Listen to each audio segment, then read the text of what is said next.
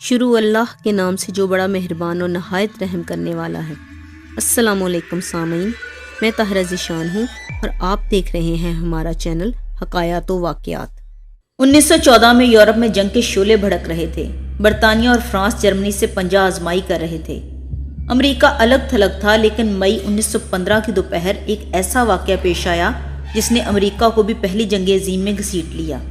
یہ واقعہ تھا مسافر بحری جہاز لوسیتینیا کی غرقابی۔ امریکہ جنگ میں شامل نہیں ہوا تھا۔ جب یورپ میں آگ اور خون کا کھیل جاری تھا تو امریکی پرسکون حالات میں خوش و خرم زندگی گزار رہے تھے۔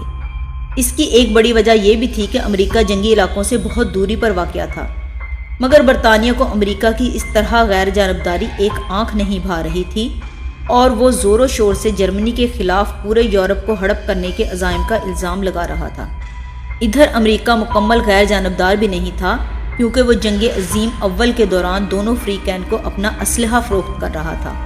لیکن یکم مئی کے اخبارات میں جرمنوں نے گویا امریکہ کو غیر جانبداری ختم کرنے کا الٹیمیٹم دے دیا۔ جرمن حکومت کی جانب سے نیو یارک کے بڑے اخباری اشتہارات کا متن یہ تھا کہ جو بحری جہاز برطانیہ اور اس کی اتحادیوں کا پرچم لگائے گا اسے غرق کر دیا جائے گا۔ اس تنبیہ پر کسی نے کان نہ دھرا، چنانچہ اسی روز مسافر بحری جہاز لوسیتینیا 12:30 بجے بلا خوف و خطر بندرگاہ سے نکلا۔ سفر پر روانگی میں 2.5 گھنٹے کی تاخیر ہو چکی تھی۔ کسی مسافر کے وہم و گمان میں بھی نہ تھا کہ موت سمندر میں اس جہاز کی منتظر ہے۔ اگر آج جہاز تاخیر نہ کرتا تو شاید یہ بھیانک واقعہ وقوع پذیر نہ ہوتا۔ 1959 افراد لوسیتینیا پر سوار تھے۔ ان میں بچے، بوڑھے، مرد اور عورتیں سبھی تھے، جن میں بڑے نامی گرامی اور امیر افراد بھی شامل تھے۔ جہاز کا کپتان ٹرنر بظاہر خاصا مطمئن تھا۔ ان کا سفر ختم ہونے کو تھا، مگر آئر لینڈ کے ساحل کے پاس وہ ہوا جس کی توقع نہ تھی۔ مئی کی 7 تاریخ تھی۔ پانی کے اندر جرمن U-20 گھوم رہی تھی۔ اس کا کمانڈر والٹر شوائگر تھا۔ اس نے پیریسکوپ سے دیکھا کہ ایک بحری جہاز سمندر میں رواں دواں ہے۔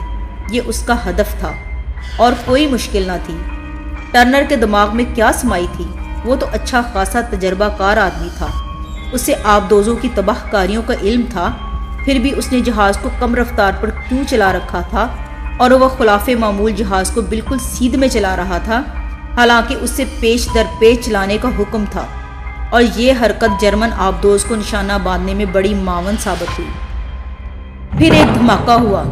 لوسیتینیا پر کامیاب حملہ ہوا تھا۔ جہاز لرز گیا۔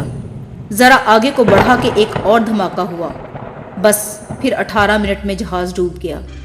1198 افراد نے یہیں جان دے دی، لیکن موت کی دیوی کا جی نہیں بھرا تھا، کیونکہ ابھی تو اس حادثے کی بنا پر امریکہ کو بھی جنگ میں اترنا تھا، مزید انسانوں کو جنگ کی بھیڑ چڑھانے کو۔ چنانچہ اپریل 1917 کو امریکہ نے بھی جرمنی کے خلاف اعلان جنگ کر دیا، لیکن لوسیتینیا غرقابی کے ساتھ کئی الجھنیں چھوڑ گیا۔ جہاز کا کپتان کیپٹن ٹرنر بچ گیا تھا۔ اس کی انکوائری ہوئی، مگر یہاں سے وہ صاف بچ نکلا، بلکہ 1917 میں اسے ایک اور جہاز کی کپتانی دے دی گئی۔ لطف کی بات یہ کہ یہ دوسرا جہاز بھی تارپیڈو کا نشانہ بن کر غرق ہو گیا اور ٹرنر اس بار بھی زندہ بچ گیا۔ لوسیتینیا کی بربادی کا سن کر عام حلقوں میں جرمنی کے خلاف نفرت کا طوفان اٹھ کھڑا ہوا، مگر جرمنوں کا موقف اور تھا۔ ان کا کہنا تھا کہ مسافر بردار جہاز میں اسلحہ بارود منتقل کیا جا رہا تھا اور اس اعتبار سے اسے تباہ کرنا ایک درست جواز تھا۔ ادھر بچ جانے والوں کے بیانات نے بھی عوام الناس کو سوچنے پر مجبور کر دیا کہ حکومت سے اس بابت پوچھ گچھ کی جائے۔ آخر غرقابی سے قبل دوسرا دھماکہ کیوں ہوا تھا؟ کیا یہ سب ایک سازش تھی؟ جہاز دیر سے روانہ ہوا تھا، اوپر سے کپتان ٹرنر کا رویہ خلاف معمول تھا۔ آخر کیوں؟ مختلف جوابات دیے گئے، لیکن کوئی بھی غیر متنازع نہیں۔ یہ جوابات اور آراء خود بھی متضاد ہیں۔ مثال کے طور پر کتاب دی لوسیتینیا کا مصنف کولن سمپسن ایک عرصے سے تحقیق کر رہا ہے۔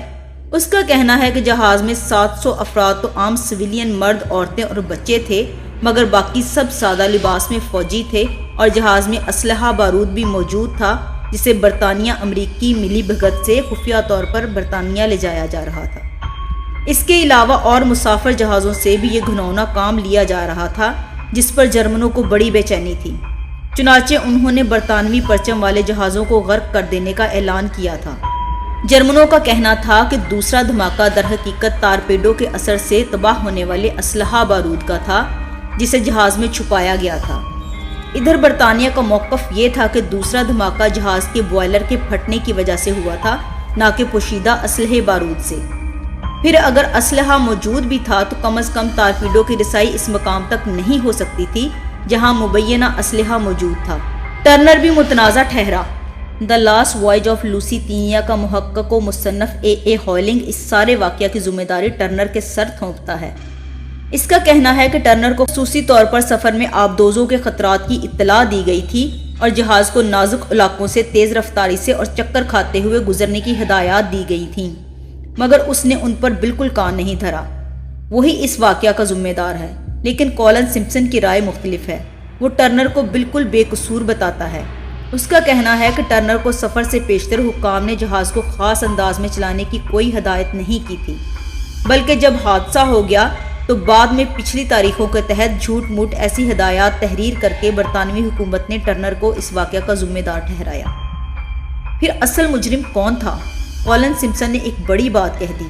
وہ امریکی اور برطانوی بحریہ کو اس سازش کا ذمہ دار بتاتا ہے۔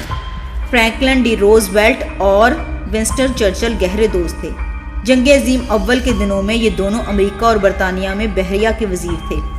سمپسن کا بیان ہے کہ چرچل نے جان بوجھ کر برطانیہ سے امریکہ جانے والے لوسیتینیا کی غرقابی کے ایسے انتظامات کر دیے تھے جس سے امریکہ اس کے ملک کا حلیف بننے پر مجبور ہو جائے۔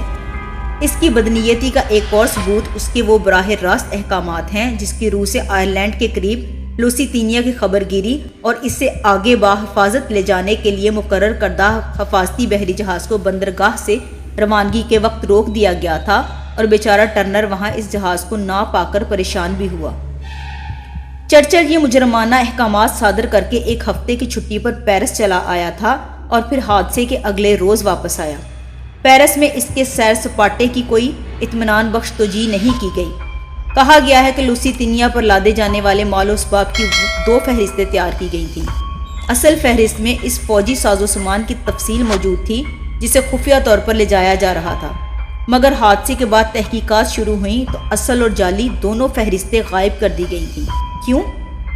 پھر 25 سال بعد یہ دونوں فہرستیں بحریہ سے متعلق یادگار اشیاء جمع کرنے والے ایک شوقین کے حوالے کر دی گئیں اور اس کا نام تھا فرینکلن ڈی روزویلٹ، چرچل کا یار جو جنگ عظیم اول میں برطانوی چرچل کی طرح امریکی بحریہ کا وزیر تھا اور دوسری جنگ عظیم کے دوران امریکہ کا صدر بنا اور وہاں برطانیہ میں چرچل وزارت عظمیٰ پر فائز ہوا۔ کیا یہ دونوں لوسیتینیا کی غرقابی کے جرم میں شریک تھے؟ دوسری عالمگیر جنگ میں پرل ہاربر پر جاپانی حملے سے قبل بھی ایک ایسے واقعہ نے امریکہ کو جنگ میں فریق بننے پر مجبور کر دیا تھا۔ لوسیتینیا کے بعد اس مرتبہ بحری جہاز ایتھلینیا کی باری تھی۔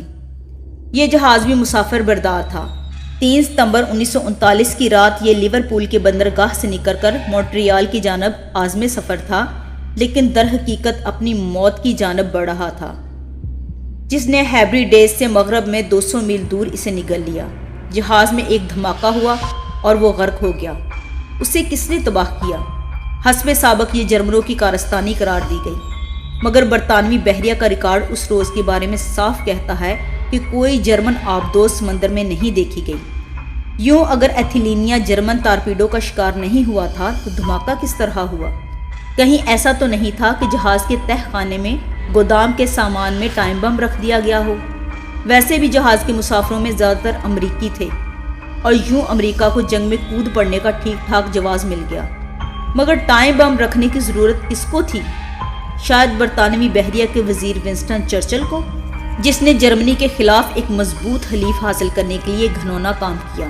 ایک بار پھر شاید ایسی مزید ویڈیوز دیکھنے کے لیے ہمارے چینل کو سبسکرائب کریں تاکہ ہماری نئی ویڈیوز کے نوٹیفیکیشن آپ کو بر وقت ملتے رہیں۔ ملتے ہیں پھر کسی نئی ویڈیو کے ساتھ، تب تک کے لیے اللہ نگہبان۔